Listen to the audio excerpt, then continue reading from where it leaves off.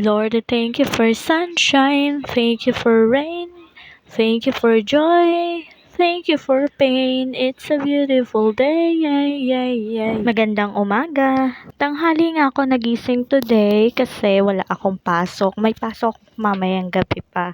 So, bago ko mag-asikaso is magtitimpla muna ako ng kape. Habang nagtitimpla nga ako ng kape, is iniisip ko na kung anong lulutuin ko for lunch. So, yun, tinag ko lang kung ano yung mga available ditong lutuin. Then, after kong magkape at magtinapay, sinimulan ko na nga i-ready itong lulutuin ko kasi may pasok din yung kapatid kong si Bajoy. So, dapat makakain muna siya bago pumasok sa school. Ito nga yung hiniwa at binalatan ko na kalabasa. Then, meron ako ditong sotanghon. Kumuha na rin ako ng malunggay dyan sa bakuran. Then, yung chicken is binabad ko sa tubig para lumambot na siya agad kasi yun yung ipang sasahog ko dito. After ko ngang mabalatan at mahiwa yung kalabasa, isinunod ko na itong bawang and then yung sibuyas. Sakto lang yung pagkahiwa ko dun sa kalabasa, hindi gaanong manipis, hindi rin naman makapal para naman hindi siya ganon katagal lumambot.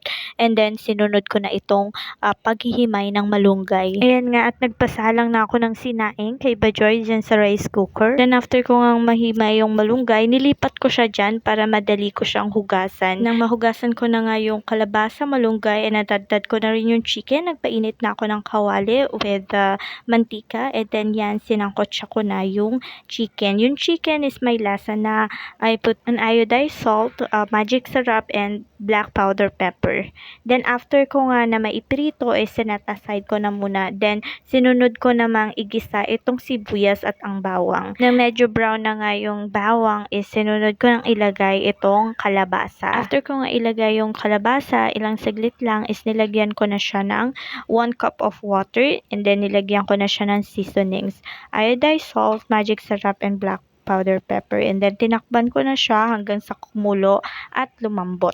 Nang lumambot na nga itong kalabasa is dinagdagan ko siya ulit ng 1 cup of water and then nilagay ko na yung sotanghon. Hinalo ko nga lang ito ng very light para hindi siya magdikit-dikit, and then nilagay ko na yung chicken at saka yung malunggay. At dahil nag-add nga ako ng 1 cup of water, nagdagdag rin ako ng konting asin, and then nilagyan ko din siya ng 1 kutsarang suka. After niya, hinayaan ko lang siyang kumulo, then maya-maya is hinalo ko na siya para magpantay na yung lasa ng mga seasonings na nilagay ko. Sunod nga nito ay kumuha ako ng Knorr chicken cube para ilagay ko dito sa aking niluluto para naman sabaw pa lang is malasang-malasa na. Hinayaan ko nga lang siya ulit kumulo at nang makuha ko na yung tamang timpla, pinatay ko na nga itong apoy at baka ma-overcook pa ang aking gulay. So there you go, ready na ang aming pantanghalian na chicken sotanghon with kalabasa. Kain po tayo. That's it for today's video. Thank you for watching.